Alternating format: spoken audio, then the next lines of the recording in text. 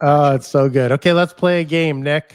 Would you fund this borrower? I'll just tell you the high level. Okay, so first and foremost, you get an application for a private mortgage from a mortgage agent, and in their notes they tell you before you even looked at the application, you haven't done any digging, you haven't seen anything.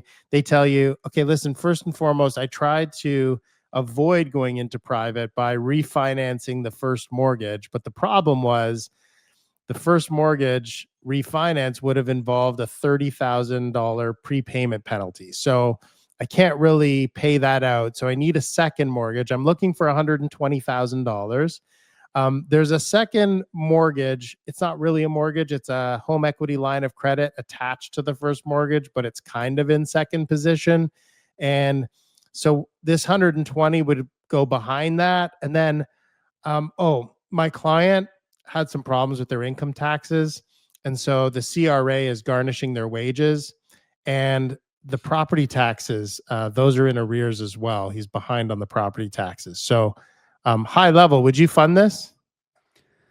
Yeah, that's a hell no for me. No, I would So you not. would not put your own money in here? I would absolutely not put my money in this. This does not feel safe.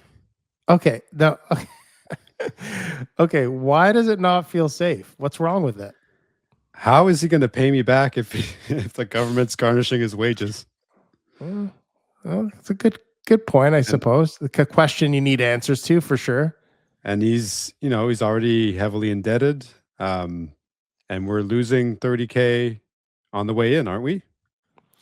Well, when you say he's already heavily indebted, what do you mean? Like, how much do you actually know?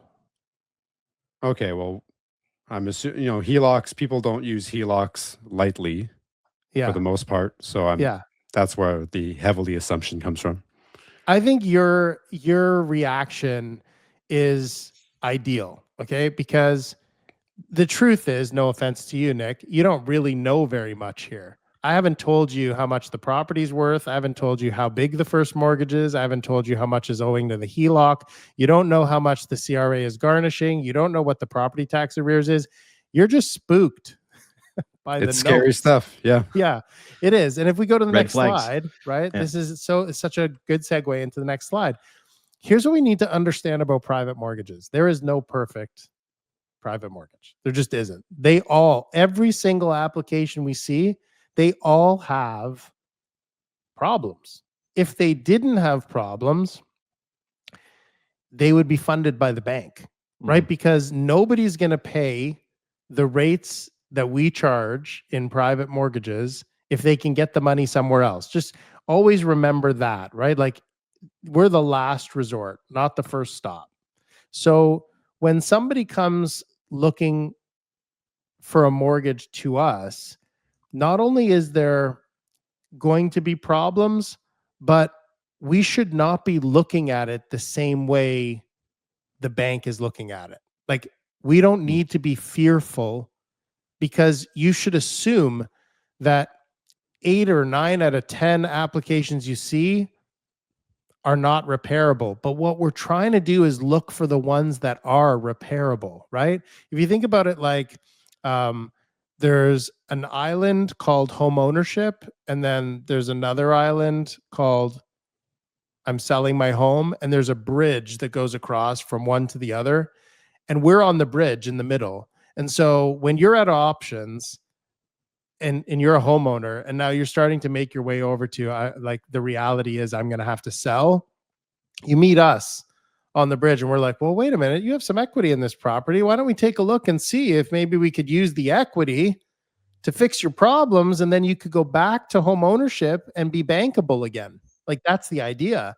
And if we can't, then you can always keep going and sell, right? Because there's two potential exits from a private mortgage: go back to the bank or sell. You were on the way to selling anyways. So why not see whether or not we can rehabilitate things, repair things, and use the equity that's in your house to do it? So the idea is, expect always every application is going to have problems, and that's going to be a recurring theme every single time we do this. We're going to continue to remind people, don't look at it like a bank. because you'll be disappointed. They all have some sort of problem. And then don't be afraid of the problems. Look at the problems, dive into them, be willing to spend, half an hour digging in, getting the numbers, let's look at the whole picture and see what equity is available. What could we do with it? If we did it, could we create a different picture? Could we fix everything and make this person look a lot more attractive to a bank such that they could go back to the bank successfully, which would create a successful investment for us? That makes sense? Makes sense on the surface. Yep. Yeah. Okay. How do you feel about it? Are you're like, Chris, you're just spewing crap out of your mouth, or I mean, conceptually, I get it, but it's 120K. Like, that's a lot of money for me. it is? Yeah. No, I hear you, but I guess at this stage, what I would ask you is, does it make sense that it's worth it? Okay, you're talking about potentially investing $120,000 and getting, maybe a 10 or 11% return on investment for the next 12 months. Is it worth it for you to sink, let's say, an hour into looking at the whole picture rather than just reading the submission notes, seeing that there's CRA arrears and property tax arrears and saying, forget it, I'm not doing this? After hearing the breakdown, I'll do the 1 hour deep dive to see what's going on. Yeah. Okay, let's do the deep dive. Okay, remember, this is a mortgage we funded, okay? And we successfully exited. So I want to tell you the story of, okay, so I've only told you kind of how it looked when I just read the notes. Now I'm going to share with you when we dug in and started to do that deep dive, what it looked like on the whole. So you're looking at the slide there. You had an appraised value of $950,000. You have a first mortgage of $627,000 and a requested $120,000. We don't know what we're going to do at this stage with that $120,000, but that's paramount to our decision about whether it makes sense, because we need to make that $120,000 get us to a better place. Make sure that the borrower has a chance to go back to home ownership. Now, together, that 627, 120,000, our exposure is going to be close to 80%. That's our limit. The reason that our limit is 80, and most of the time we're in the low 70s or even lower. Our limit is 80 because, similar to a bank, anything above 80 at a bank requires insurance, and there's a reason why, right? So we stay under 80. It's a good buffer. If you have 20% equity in the property, obviously, there are some situations that it doesn't make sense, but in most cases, you can write a mortgage safely, a private mortgage, up to 80% exposure. But when you're in second position, you have to consider the total of the first and the second position mortgage that you're giving against the value. And in this case, it can be just under 80%. Now, we look at the credit score here. I was actually pleasantly surprised to see that we're in the low 600s. Why? Well, two reasons. Number one, if you've got CRA arrears and property tax arrears, I would assume before looking that you have other credit issues as well, especially since you came to us looking for a debt consolidation mortgage. And so I'm assuming that with those strikes against you, your credit's going to be under 600, could be even under 500. The fact that it's over 600 is great for us because we don't need significant repair to the credit score in order for you to qualify on the credit level at a B lender, bank, or trust company. So already when I see this, I'm thinking, okay, well, I have to deal with the CRA. I've got to deal with property taxes. I probably have to deal with some other debts, but I don't need to make a significant impact on the credit score itself or the bureau report on the whole in order just to set this person up for a refinance at a bank. So that piece is already sort of at a decent level. Okay, and the stated exit, they wanted to refinance within the year. So in order to refinance within a year, the picture needs to look much different. So the idea at this stage, when you start to get these pieces in place, you start to see, okay, what's the value? What's the first? What's the second? Are we under 80? Yes, we are. Is the credit repairable? Looks like it could be. Okay, now what do we need to do in order to use the equity that's available? We've got 120,000 to work with, to get to a place where this person takes our loan, does the right things, and ends up back in a bank within 12 months. That's the puzzle we're trying to put together. Let's take a look at the next slide. Okay. So, in general, what are we looking at? Okay. First of all we have right now is what the borrower has told us. The broker has shared some things with their notes. They've submitted an application. We have a credit bureau. But now's the time where we have to start verifying not just what we were shown, but also, is there anything else? Are there any, are there any bodies buried somewhere that we don't know about that we got to dig in and find out about, right? So this stage, when we're getting to that, that hour I told you of deep diving, you're really starting to ask questions. So in this case, is the first mortgage actually current? Is it up to date? I mean, we know the property tax is in arrears. We know there was problems with the income taxes. It wouldn't be the furthest stretch to find out that the first mortgage wasn't up to date or in good standing. Remember, at this stage, I'm imagining this is going to get declined. As I dig, I'm going to find enough that we're not going to be able to do anything. So we check, is the first mortgage actually current? I'll tell you what the answer was later. We're also going to ask, are there arrears? Again, in this case, we already know some of them because it was painted right up front by the broker. What caused the arrears, though? That's something we want to look at, right? Because you're going to look for trends and patterns, and there's a difference between finding out that this person, keep in mind this piece, to become a homeowner, you got to do a lot of things right. You got to put some money aside and save it to create a down payment. You got to be at least, to be coming to us means you have built 30, 40% equity in your property. You had to do a lot of things right. So my question is, what caused the problem that you're in right now? Was it a one-time event? You're getting divorced, somebody got sick, you were off work for a while, a business failed, any of those things? Or is there a pattern, right, that has led you to this point, and it's a pattern of behavior, financial mismanagement, that kind of thing? Okay. The example that comes to mind is I remember seeing one recently where I couldn't believe it. The house was worth 2.2 million, but when I dug a little deeper, I found out they bought it 20 years ago for 300,000. I mean, that's enough that it should have made their world. But 20 years later, they owe 1.6 million in debt on it. So that's a long history of refinancing and taking equity out of the property as it appreciated. So where the market really could have made them rich, their inability to live at or live a lifestyle that was within their means forced them to continue withdrawing equity as it was appreciating, as the asset was appreciating. So when I look at that, I say, well, now that you're over your head, you have a mortgage payment, that's too big because you owe 1.6 million. And now you're asking us to be that next person that gives you more equity out of your house. There's a point where we draw the line. So a sustained pattern like that is something I don't think is repairable. I think that's systemic, and you have to deal with that. Does that make sense? Yep. Okay. Problems with the CRA. Are the income taxes up to date? Obviously, we have a problem in this case, right? But that's one of the things we ask right away. Conditionally on every mortgage that we put out, we have the condition of providing your notice of assessment for the most recent tax year. And people think that that's because we want to see how much income you declared to the government. It's not.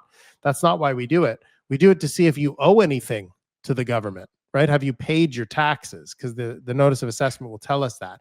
We understand people have businesses, people make money on the side. They don't tell the government about everything that they make. We get it. That's 2026. However, what you are telling the government, have you been assessed? Have they had the chance to audit you and tell if you're telling the truth? Have they assessed that you owe money? Have you not paid the taxes that you owe? And so on and so forth. That's really important because that's what leads to a garnishing of your wages. Are the property taxes up to date? Is income documented and stable? Is there a way for us to verify what you say that you're earning? Remember, we don't want to call anybody a liar, but we also can't just trust blindly. We have to verify everything that's sent to us, whether it's in an application, what's on the bureau tells us some things, what the broker tells us. in their submission notes tells us some things. And then it's time for us to start asking questions. Okay, are there any hidden structural risks like additional liens or registrations, or in this case, a home equity line of credit that was kind of hiding there that we need to deal with? And then is the stated exit actually viable? Okay, so if you were looking at this, is there anything else that you might want to ask? Anything that comes to mind as I'm prompting you and I'm saying these are the questions we need to ask? Can you think of any other ones? I can't. Can you, Jeff? It wasn't more relates to credit, right? Like how is the actual credit report? I know it's a 600 score, but were there any other issues regarding credit card debt, let's say, as an example? You're so close to one that I certainly want to table is, are there any collections? Yeah. Are there any judgments? Are there any derogatory statements on the bureau that would say, hey, this person, or even past that say in the past this person had 3 collections that they paid? You can see a lot in the credit report. So, but the idea, I think you guys get the idea. It's about taking what we're given and then asking a lot of questions and verifying the information that we've been given so we can actually assess things, right? And get a real sense for what we're dealing with. Let's check the next slide. Okay, so in this case, right, we looked, is there real equity? After we put a loan in place for $120,000, would there still be a good size buffer? And in this case, there's 20%. Actually, it's a little bit more. You'll see as we carry on. I think the next slide will show exactly what the LTV was, loan to value.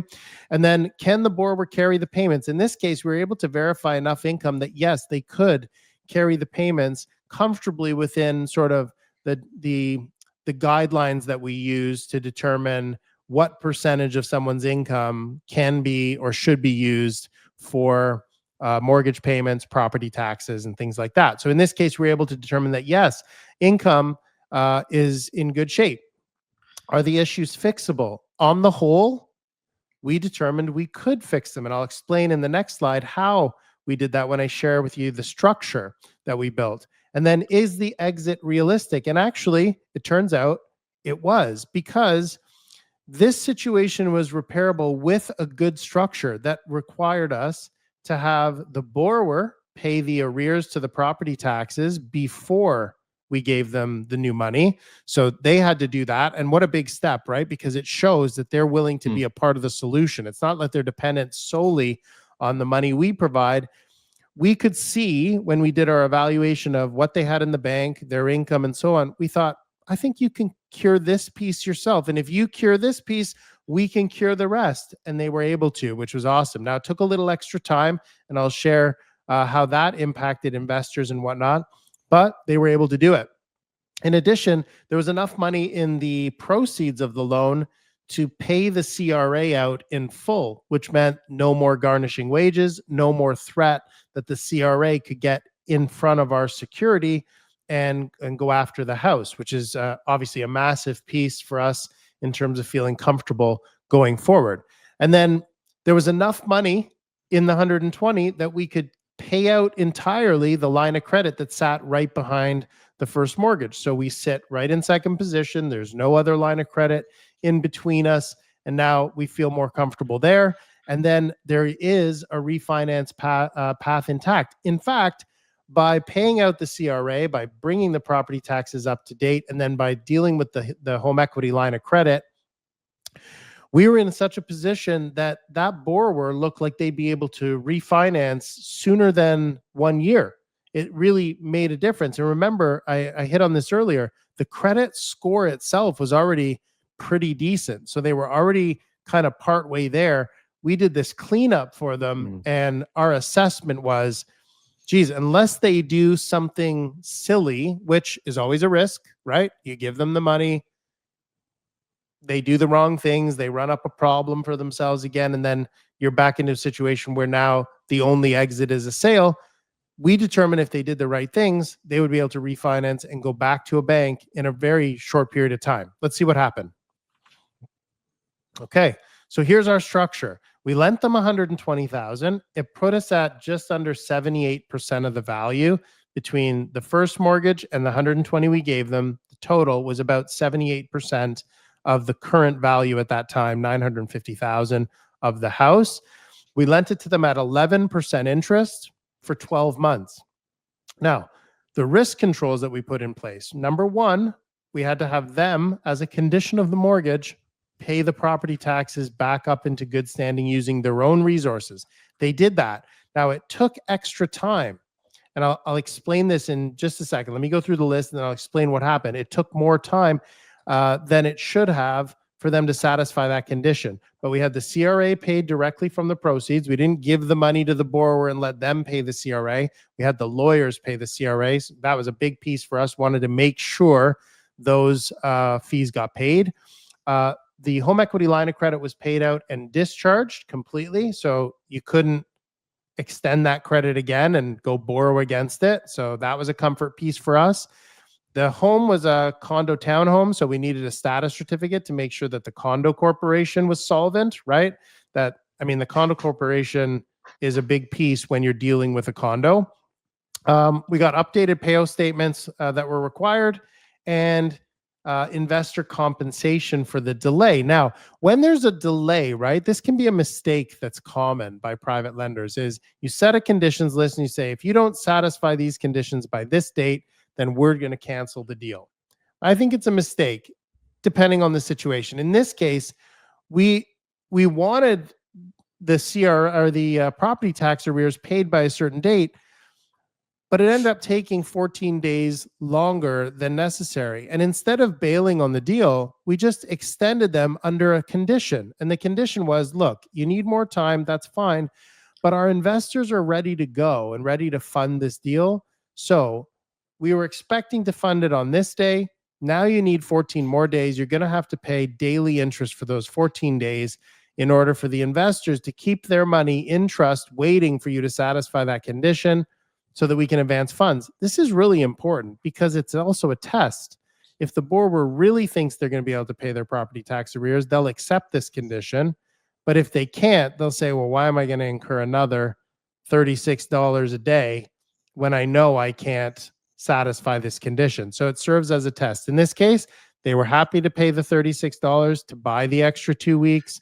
They did pay the property tax arrears and we were able to advance 14 days later. Win-win. The investors get paid for an extra 2 weeks, but they get paid while their money's sitting in trust with us. It wasn't even at risk. So again, very structurally sound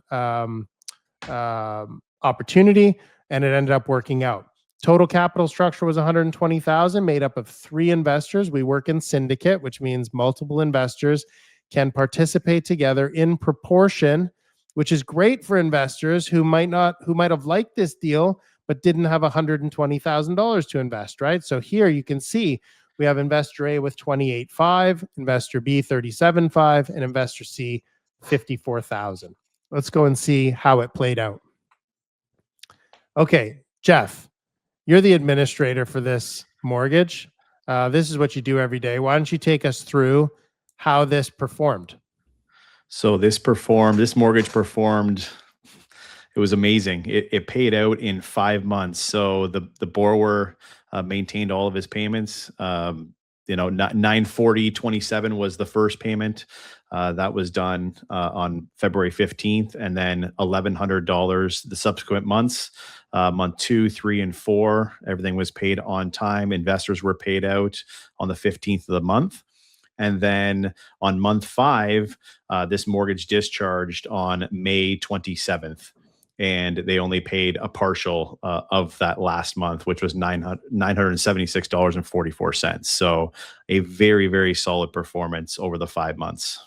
Yeah, so just so we break it down, month 1, that payment, 940.27, that's essentially like it funded on the 20th. So it's interest from the 20th to the 31st of January, but it also included the 14 days correct early previous, right? So that's why you get almost to 1,100, because it was basically almost a full month.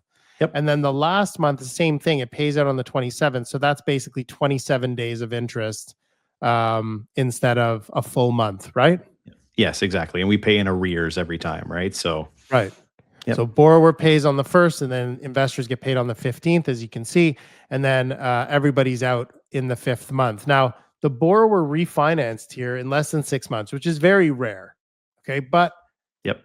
when I look at this, right, no missed payments. Obviously, it was very smooth. No extensions required. Obviously, it paid out early.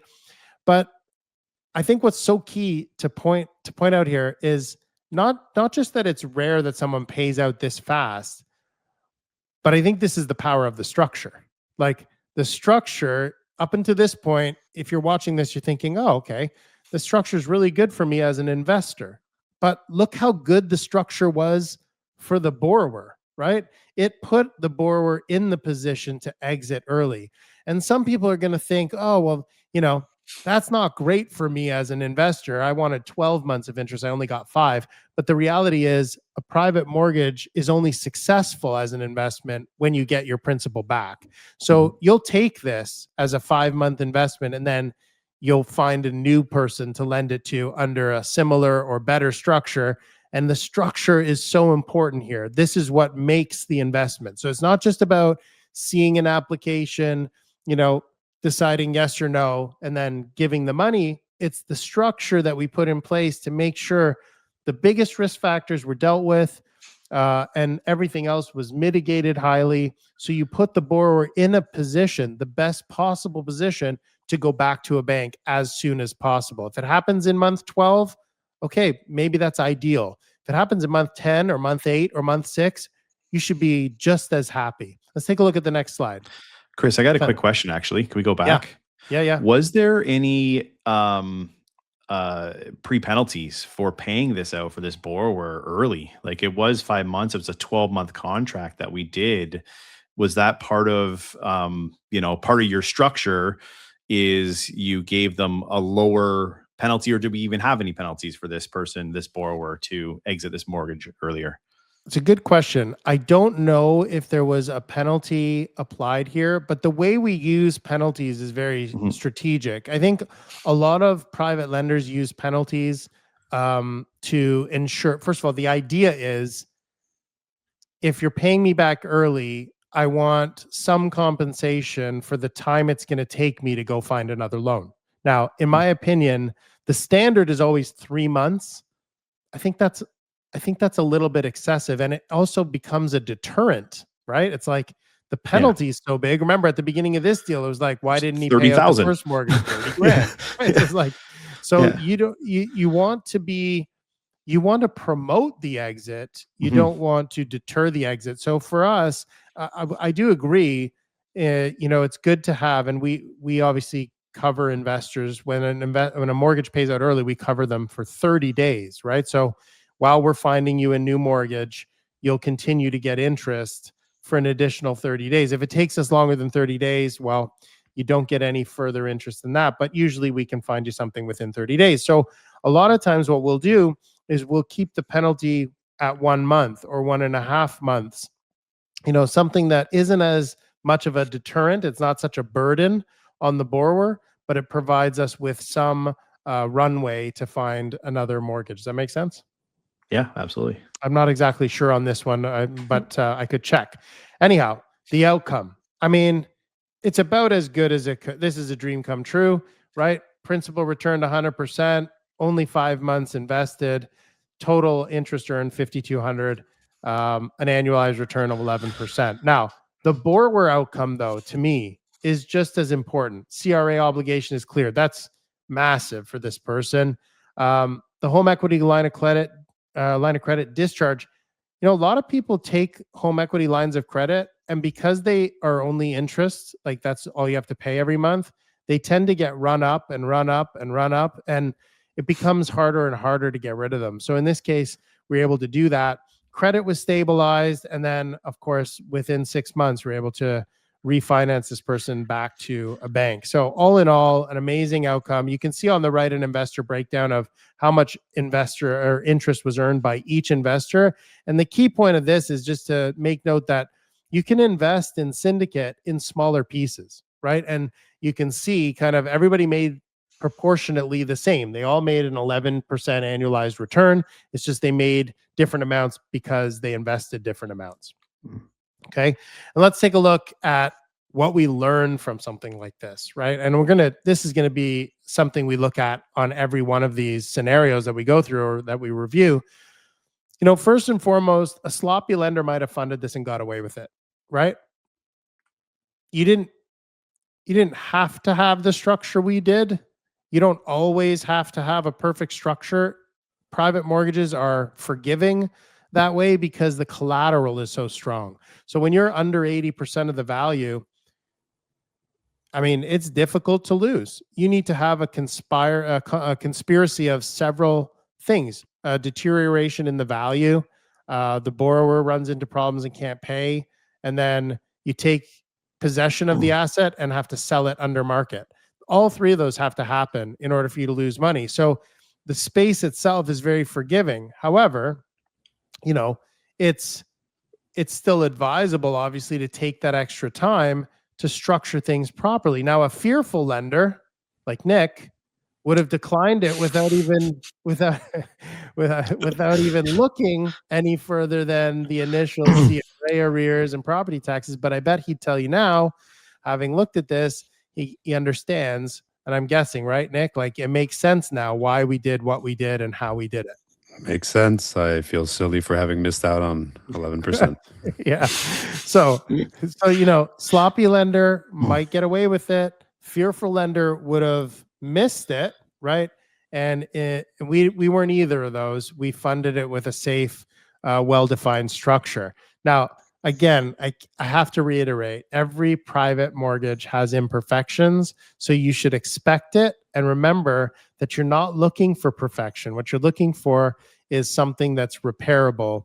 And the skill that you need to develop as a private lender, unless you're working with a company like Magnetic, who's going to do all this for you and make it passive, is that you're trying to identify which applications, which problems are which set of problems is repairable, right? And so then the object becomes, how can I get as many applications in the door as possible so that I can pick and choose and have that luxury? So when they're not repairable, you can still do them, right? So if this was not repairable, here's what would have happened. And you'll probably see this in a future one. I'll share a story where we did this and how it worked out, is that just because they're not repairable doesn't mean you throw them out. You can still go back to the borrower and say, look, I've looked at this every which way, and the lens I was looking at it through was, how can I structure something that will help you go back to a bank instead of having to sell? Because those are the only two ways out here. I wasn't able to find one, and I do this every day. So I think you're going to have to sell. Now, if you're on board and you agree, okay, I get it. I thought I'd take a shot at private, see if I could do something that would help me go back to a bank. You've assessed it. You're telling me I'm going to need to sell the property because I'm kind of over my head. And the borrower agrees and says, okay, I'm willing to sell. There's still a chance that we do this mortgage and we build in the payments for 12 months so they can focus on listing and selling the property under no duress, because there's a difference between if they're over their head, the first mortgage falls behind, they're garnishing their wages from the CRA, the property taxes are falling behind. It's only a matter of time before this ends up under power of sale. And if you put that on your listing, right, you're only going to attract a certain type of offer. And so sometimes it's a solution for us to lend you the money and cover the payments for a year so you can focus on getting the property ready, listing and marketing it properly, and getting top dollar so you can take as much equity out of the deal as possible in the end. Make sense? Makes sense. Okay. Any questions?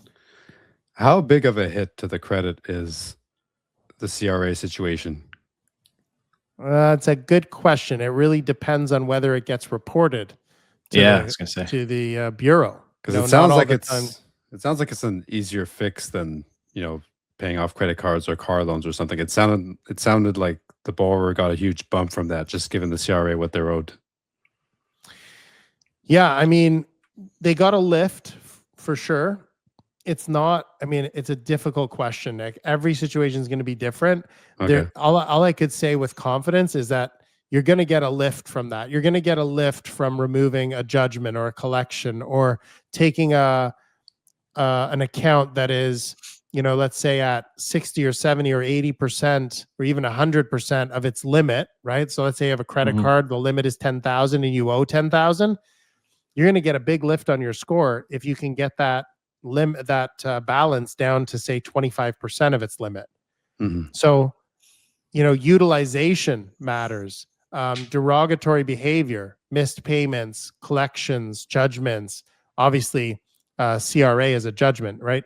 When you're garnishing your wages, it means they've gotten a judgment to legally take money from your paycheck. So that is a judgment, sits on your bureau. But I can't remember whether this was reported. They're not always reported right away. And so there may have been bigger impact to his credit score if he kept that garnishee longer, but because he got rid of it, at the very least, it stabilized the credit. Okay. Yeah. Makes sense? Makes sense. All right. Well, that's the end of our story. And everybody lived happily ever after. All right. Very interesting. It's a great one. All right. Until next time. Happy Happy lending. lending.